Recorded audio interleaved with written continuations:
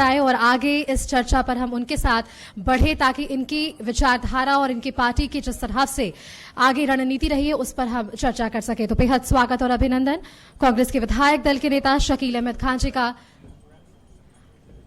मंच पर। और मैं संपादक प्रधान संपादक अनुराग ठाकुर जी से रिक्वेस्ट करना चाहूंगी कि वो हमारे साथ मंच पर आए और शॉल और प्रतीक चिन्ह देकर उन्हें सम्मानित करें। ये सम्मान हर उस व्यक्ति के लिए जो इसके लिए हकदार है और ये सम्मान कशिश न्यूज की तरफ से शकील अहमद खान जी को। तालियां बजती रहनी चाहिए, एक बार जोरदार तालियां होनी चाहिए इनकी मौजूदगी हमारे बीच। और आगे हम चर्चा को बढ़ाएंगे। बिहार की रणनीति पर, बिहार के राजनीतिक परिप्रेक्ष्य पर हमारी बातचीत होगी, चुनावी दावों और पेंचों पर बातचीत होगी। और इस बातचीत के सिलसिले के लिए मैं मंच पर हमारे सहयोगी दीपक जी को आमंत्रित करती हूं और आप उनसे बातचीत का सिलसिला जारी करिए। बहुत बहुत स्वागत है आपका सर। धन्यवाद। विधायक की संख्या बढ़े, कम से कम इतनी जिम्मेदारी तो आपकी होगी इस बार, उसके लिए क्या प्रयास हो रहे हैं? बिहार हम जीतें, बिहार की मौजूदा सरकार जिसने के बिहार की जनता की तकलीफें बढ़ाई हैं, परेशान किया है, पलायन 2,90,00,000 का बिहार से बाहर है, बेरोजगारी, भ्रष्टाचार, भुखमरी, बिहार की स्थिति दूसरे राज्यों के मुकाबले में कितने पायदान पे है, ये सब ऐसे विषय हैं जो खुद ही हमारी संख्या बल को बढ़ा देंगे। तो फिर ये सरकार बार बार रिपीट क्यों हो रही है? कभी आपके साथ, कभी उनके साथ, सरकार मतलब नीतीश कुमार। नीतीश बाबू पे मैं कुछ बोलूंगा नहीं। यह काम भारतीय जनता पार्टी को दे रखा है कि भारतीय जनता पार्टी नीतीश बाबू को कितना कमजोर कर सकते हैं, क्योंकि भारतीय जनता पार्टी वैचारिक तौर पर अपने सहयोगियों के साथ जो छल करती है वो हम लोगों ने देखा है। तो ये काम उनका है। हमारा काम ये है कि बिहार की मौजूदा सरकार और देश की मौजूदा सरकार के खिलाफ जो वातावरण देश में है, उस वातावरण की बुनियाद पर बिहार में हमारी सरकार बन सके। ये हमारा प्रण है, ये हमारी आज के मौजूदा सूरत-ए-हाल में हम इसको एक जरूरत मानते हैं। तो ये सिर्फ कार्यक्रम मैदान में हो, सड़क पर मार्च हो, भीड़ लगे, उससे तो संभव नहीं है ना।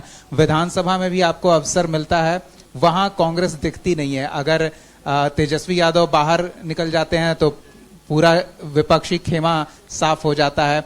अभी भी आपके विरोधी दल साफ तौर पर कांग्रेस को बिहार में अस्तित्व विहीन और आरजेडी के पिछलग्गू, में सीधे उन्हीं का शब्द इस्तेमाल कर रहा हूं, क्या कहेंगे? मेरा ख्याल से विधानसभा की कवरेज कशिश न्यूज करती है। एक तो आपका धन्यवाद कि आपने हमको बुलाया। कशिश न्यूज के जितने भी सहयोगी सहपाठी काम करते हैं, कांग्रेस का परफॉर्मेंस आपके कहने से तो सिर्फ नहीं होगा, आप व्यक्ति हैं, आपका समूह देखता रहा है। तो इसलिए मैं क्या कह रहा हूं कि विधानसभा में हम अपने प्रेजेंस को, और विधानसभा के प्रेजेंस का मतलब यह है कि विधानसभा में जनता के हित की कोई भी आवाज में कांग्रेस पार्टी पीछे हटती नहीं है। जहां तक रहा सवाल के अलायंस पार्टनर्स, हम अलायंस पार्टनर हैं, इसमें कोई शक नहीं है, लेकिन पार्टनर हैं, इसमें कोई आगे है कोई पीछे है ऐसा है भी नहीं। राहुल गांधी जी की मंशा ये रही है कि आइडियोलॉजिकली जो हमारे साथ है, वैचारिक तौर पर भारतीय जनता पार्टी और आरएसएस ने एक ऐसा विचार देश के सामने रखा है जो इस देश में न्यायोचित नहीं है और संविधान संवत चुके वो बात करती ही नहीं है अपने इंसेप्शन से, अपने पहले दिन से। तो अभी तो मेरे सामने वो है, कोई न बड़ा है न कोई छोटा है। 243 सीट्स मीन्स 243 फॉर एवरीबॉडी, यही हमारी कोशिश है।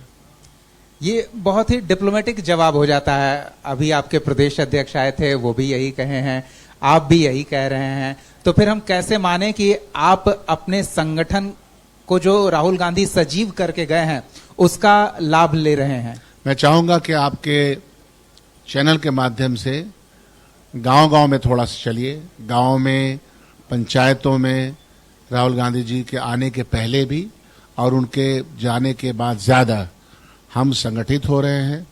हम जनता के सवालों को संवाद के माध्यम से बढ़ा रहे हैं, तो ऐसा नहीं है। आप थोड़ी सी खोज खबर लीजिए, कांग्रेस पार्टी जनता के बीच में काम कर रही है पटना में, और आपके समक्ष सिर्फ बैठ करके बात नहीं करती। आप जब बुलाते हैं तो जाहिर सी बात है आना पड़ता है, लेकिन हम आज भी मैं कटिहार अपने जिले अपने गांव से ही आया हूं, तो ऐसा है नहीं। आधी अधूरी सच्चाई पूरी सच्चाई नहीं होती। संख्या बल बढ़ाने के लिए कुछ वैसा उत्साह तो नहीं दिख रहा है। अभी भी ये कह रहे हैं कि आप मांगने की स्थिति में हैं या सीट देने की स्थिति में हैं? जब सीट देने और मांगने की स्थिति है नहीं। हम सब लोग का कमिटमेंट इस सरकार को हटाने का है, और जब यह कमिटमेंट है तो हम उसी ताकत से और उसी अंदाज से सोचते हैं। सीट बढ़ाना, सीट घटाना, सीट तो जीतने के लिए जितनी चाहिए वो तो तय है। जीतने की सीट से आगे हम बढ़ें और बेहतर सरकार दे सके, उसके प्रयासों में हम लगे हुए हैं। झारखंड में हमने देखा था कि एक मुद्दा जब बीजेपी ने उठाया था घुसपैठिया का, वो मुद्दा वहां बैकफायर किया था। प्रधानमंत्री अभी पूर्णिया में आए हैं, मंच से जोर शोर से हुंकार लगाए हैं, घुसपैठियों को भगाएंगे ये दावा करके गए हैं। तो इस घुसपैठिए वाले मुद्दे पर क्या कहेंगे? और हितैषी बताकर गए हैं नाम लेकर कांग्रेस और आरजेडी को। प्रधानमंत्री जी भारतीय जनता पार्टी और आरएसएस के ही तो प्रचारक हैं, तो उनका प्रचार हमेशा हिंदू मुसलमान डिवाइड एंड रूल रहा है। ब्रिटिश साम्राज्यवाद से उन्होंने जो सीख ली है वो यही सीख है, और अगर ऐसी सीख नहीं होती तो हमारे जो फ्रीडम स्ट्रगल है हमारा, उसमें उनका कोई रोल होता। तो गोडसेवादी और माफी मांगने वाले लोगों से हम यह सर्टिफिकेट लेना नहीं चाहते, नंबर 1। नंबर 2, शर्म क्यों नहीं आती है? पुलिस किसके हाथ में, बीएसएफ किसके हाथ में, आर्मी किसके हाथ में, बिहार पुलिस की सीमाएं किनके हाथ में? सब तो आपके पास है। 11 साल हो गए वहां, 20-22 साल यहां हो गए, और तब पर भी घुसपैठिए हैं। अब पड़ोसी देशों का, खासतौर पे बांग्लादेश का भी मैं आपको बताऊं कि यहां से बेहतर हालत वहां का जो एक्सपोर्ट है, वहां लोग कंपनियां और फैक्ट्रियां लगा रहे हैं। तो स्थिति बदल भी गई है। ये बताना चाहते हैं कि यह सवाल इलेक्शन के जमाने में क्यों आता है? अभी तो और कुछ आएगा। प्रधानमंत्री जी को तो हम 2002 से फॉलो कर रहे हैं, गुजरात राइट्स के बाद। 5 के 25 इन्होंने बोला, मियां मुशर्रफ इन्होंने बोला। इसकी कोई जरूरत है क्या? जरूरत इसलिए है कि पोलराइज करो, और पोलराइज करो, और जो अपने वादे हैं 2 करोड़ का, 15 लाख का, स्मार्ट अप इंडिया और न जाने क्या क्या, ये सब तो इनके वादे हैं। और अब इनके वादे की लंबाई बढ़ गई, दूरी 247 में, 2047 में ऐसा भारत होगा। तो गजब की भविष्यवाणी है। तो आप समझ जाइए किस तरह के प्रधानमंत्री से पाला पड़ा है।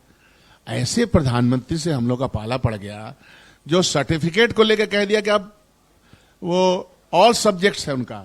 आज तक आपने ग्रेजुएशन किया होगा, एमए किया होगा, तो वहां ऑल सब्जेक्ट्स करके कोई डिग्री है क्या? किसकी बात कर रहे हैं? गवर्नमेंट में प्रोपेगेंडे की बुनियाद पे आना और गवर्नमेंट को चलाना 2 अलग अलग बात है। In terms of governance this government is completely failed. 2047 की आप बात कर रहे हैं, 2025 की बात कर लीजिए चलते चलते, क्या कहेंगे? 2025 में बिहार में जो संभावनाएं हैं, उन संभावनाओं में जो कांग्रेस पार्टी और जो अलायंस पार्टनर है वो जब सरकार बनाएगी तो जितनी सारी दिक्कतें हैं उसको दूर करने के प्रयास की शुरुआत हो जाएगी। I am giving you 1 example. Tejashwi Yadav 17 महीने के लिए थे, हम सब लोग। शुरुआत जो टीचर बहाली की हुई है, कोई इनका नहीं, वो श्रेय कौन ले रहा वो उस पर मत जाइए। शुरुआत तो उसी वक्त हुई जब हम साझे में थोड़े समय के लिए थे। अब ठीक है, उसको आप एंड रिजल्ट तक पहुंचाइए। और आपने बिहार की दिक्कतों की बात नहीं की।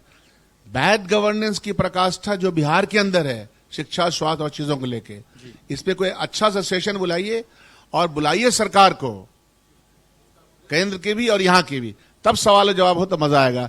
तो 2025 में मजे आएंगे आपको। चलिए, तो हमारा मंच छोटा है लेकिन अब बड़ा मंच सज रहा है। गांधी मैदान ऐसे ऐसे हर जिले में, और हर जिले में मंच लगेगा। Thank you. कहते हैं नाधा तो आधा और आधा तो साधा। आपने शुरुआत कर दी है 2025 की दिशा में आगे बढ़ने की। हम कामना करते हैं आप अपने लक्ष्य को प्राप्त करें। बहुत बहुत बहुत धन्यवाद शुक्रिया, अपना समय बहुत देने के शुक्रिया, लिए। धन्यवाद कशिश न्यूज। धन्यवाद सर।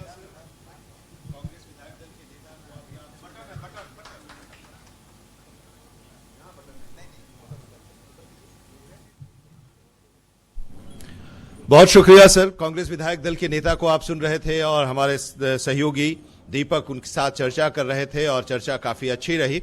और अब हम आमंत्रित करते हैं शिशिर कुमार जी को, भारतीय जनता पार्टी के नेता हैं।